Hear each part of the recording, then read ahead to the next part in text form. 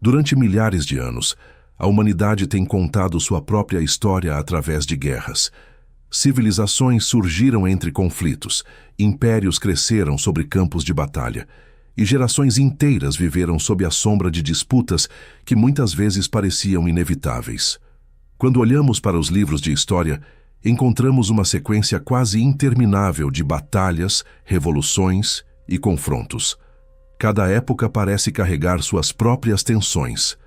Cada geração parece enfrentar seus próprios inimigos. E mesmo assim, existe algo profundamente perturbador nessa repetição.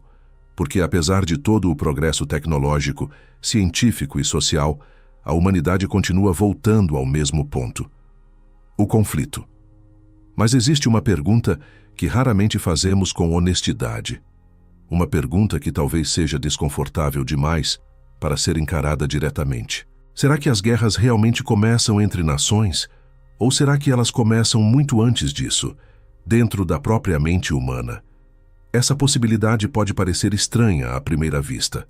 Afinal, quando pensamos em guerra, imaginamos exércitos, armas, líderes políticos e estratégias militares. Mas a psicologia profunda nos convida a olhar em outra direção. Ela nos lembra que todos os acontecimentos coletivos têm raízes na psique individual. E foi justamente isso que o psiquiatra suíço Carl Jung tentou compreender ao longo de sua vida.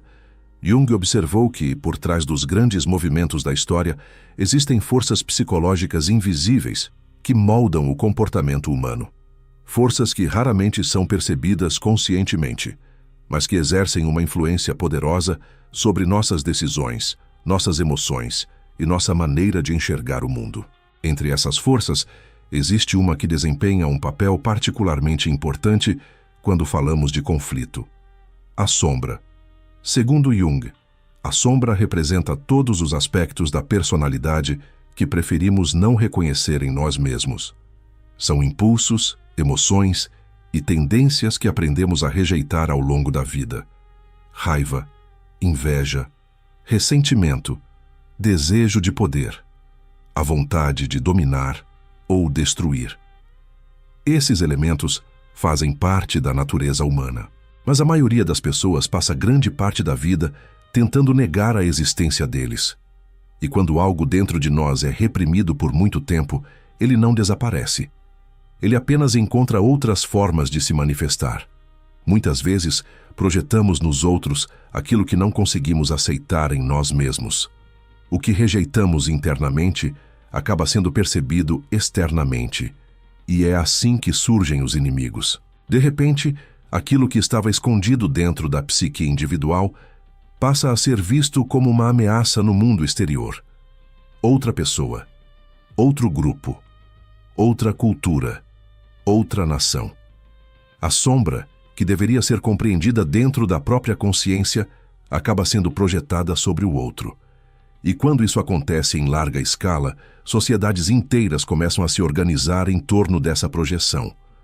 O outro deixa de ser apenas diferente, ele passa a ser perigoso. Ele passa a ser visto como alguém que precisa ser combatido. E assim começa um processo silencioso, que pode, eventualmente, levar ao conflito aberto. A história está cheia de exemplos desse fenômeno. Antes de cada grande guerra, existe sempre um período de tensão psicológica coletiva. Narrativas começam a surgir.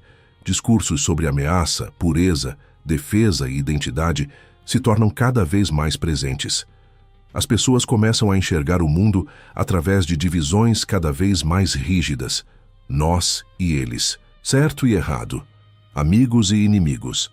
Essa divisão simplifica a realidade, mas também a torna extremamente perigosa, porque quando a complexidade humana é reduzida a categorias absolutas, o conflito se torna muito mais provável. Jung acreditava que uma das maiores ameaças para a humanidade era justamente a incapacidade de reconhecer a própria sombra. Ele dizia que quanto menos conscientes somos de nossos aspectos sombrios, mais poder eles exercem sobre nossas ações. E isso não acontece apenas em indivíduos. Acontece também em grupos, sociedades e nações. Quando uma sociedade inteira passa a acreditar que representa apenas o bem, ela se torna incapaz de reconhecer suas próprias contradições. E quando isso acontece, qualquer oposição pode ser percebida como uma ameaça absoluta. Esse é um dos momentos mais perigosos da história humana, porque é quando a violência começa a parecer justificável. Ao longo dos séculos, diferentes civilizações passaram por esse processo. Impérios acreditaram estar cumprindo uma missão sagrada. Nações acreditaram estar defendendo sua própria sobrevivência. Movimentos políticos acreditaram estar lutando por um futuro melhor. E em muitos casos, pessoas comuns participaram dessas guerras acreditando sinceramente que estavam fazendo a coisa certa. Isso revela algo profundamente complexo sobre a natureza humana. A maioria das pessoas não se vê como vilã da própria história. Pelo contrário, quase todos acreditam estar lutando por algo justo. Isso torna o conflito ainda mais difícil de compreender, porque ele não surge apenas da maldade, ele surge também de convicções profundas, de crenças, de identidades. E quando essas identidades são ameaçadas, a reação pode ser extremamente intensa. A psicologia profunda sugere que, por trás dessas reações, existe algo ainda mais fundamental: o medo. O medo sempre desempenhou um papel central nos conflitos humanos. Medo de perder território, medo de perder poder, medo de perder identidade. Mas talvez o medo mais profundo seja outro: o medo de encarar aquilo que existe dentro de nós, porque reconhecer a própria sombra exige coragem. Significa admitir que somos capazes de sentimentos que preferiríamos negar. Significa perceber que a linha entre o bem e o mal não está apenas entre nações ou culturas. Ela atravessa cada indivíduo. Essa percepção pode ser extremamente desconfortável, mas também pode ser libertadora. Porque quando alguém começa a reconhecer suas próprias contradições, algo importante acontece. A projeção diminui. O outro deixa de ser apenas um inimigo simbólico. Ele volta a ser um ser humano. Isso não significa que conflitos desaparecem completamente. Diferenças continuarão existindo. Interesses continuarão colidindo. Mas a maneira como lidamos com essas diferenças pode mudar profundamente. Jung acreditava que a verdadeira evolução da humanidade não dependeria apenas de avanços tecnológicos ou políticos.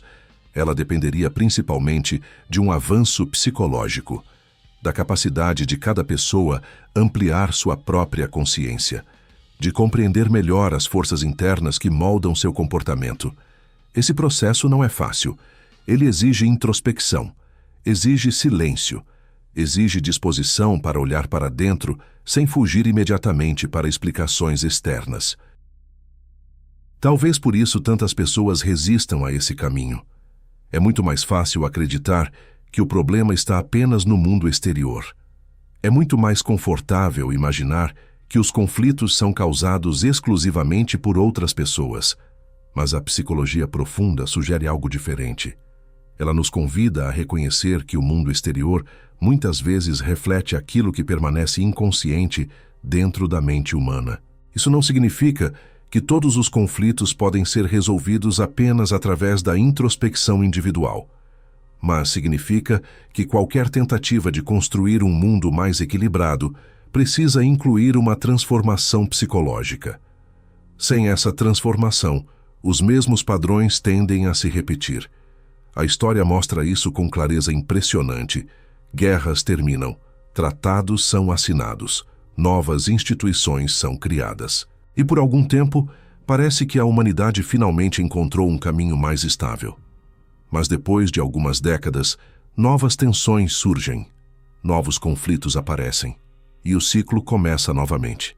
Talvez isso aconteça porque, embora as circunstâncias externas mudem, as estruturas psicológicas profundas continuam as mesmas. Os mesmos medos, as mesmas projeções, as mesmas dinâmicas de poder. A verdadeira mudança exige algo mais profundo. Exige consciência. Exige que indivíduos e sociedades aprendam a reconhecer suas próprias sombras. Esse processo pode parecer lento e, de certa forma, ele realmente é. A transformação psicológica raramente acontece de maneira rápida. Ela ocorre gradualmente, através de pequenas mudanças na forma como cada pessoa percebe a si mesma e aos outros. Mas essas mudanças individuais podem ter consequências coletivas significativas. Quando mais pessoas começam a desenvolver consciência sobre seus próprios impulsos e emoções, o ambiente social também começa a se transformar. As reações se tornam menos impulsivas, as diferenças podem ser discutidas com mais clareza, e a necessidade de transformar conflitos em confrontos violentos diminui. Talvez esse seja um dos maiores desafios da humanidade no século atual, não apenas evitar novas guerras, mas compreender melhor as forças psicológicas que sempre alimentaram os conflitos humanos. Porque enquanto essas forças permanecerem inconscientes, elas continuarão buscando formas de se manifestar, às vezes em pequenas disputas, às vezes em divisões sociais, e em casos extremos em guerras que envolvem milhões de pessoas. Mas existe também uma possibilidade diferente, a possibilidade de que cada indivíduo comece a olhar para dentro com mais honestidade, que comece a reconhecer seus próprios medos, ressentimentos e contradições, que comece a compreender que a natureza humana é complexa e ambígua. Essa consciência não elimina todos os conflitos, mas pode impedir que eles se transformem em destruição. Talvez o verdadeiro campo de batalha da humanidade nunca tenha sido apenas geográfico. Talvez ele sempre tenha existido dentro da própria psique, entre forças opostas que fazem parte da condição humana, entre impulsos de destruição e impulsos de criação, entre medo e compreensão, entre projeção e consciência. A história que vemos no mundo exterior pode ser, em grande parte, o reflexo dessas batalhas internas. E talvez o futuro da humanidade dependa cada vez mais da capacidade de reconhecer esse fato. Porque quando uma pessoa aprende a lidar com suas próprias sombras, algo muda. Ela se torna menos propensa a transformar o outro em inimigo. Ela se torna mais capaz de compreender a complexidade da experiência humana. E mesmo que essa mudança pareça pequena, ela pode ter um impacto profundo. Afinal, todas as sociedades são formadas por indivíduos, e cada transformação individual tem o potencial de alterar, ainda que de maneira sutil, o tecido coletivo da humanidade. Talvez a paz verdadeira nunca venha apenas de acordos políticos ou tratados internacionais. Talvez ela dependa também de algo muito mais silencioso: a expansão da consciência humana. Um processo lento, profundo e muitas vezes invisível, mas que pode, com o tempo, transformar completamente a maneira como os seres humanos se relacionam entre si.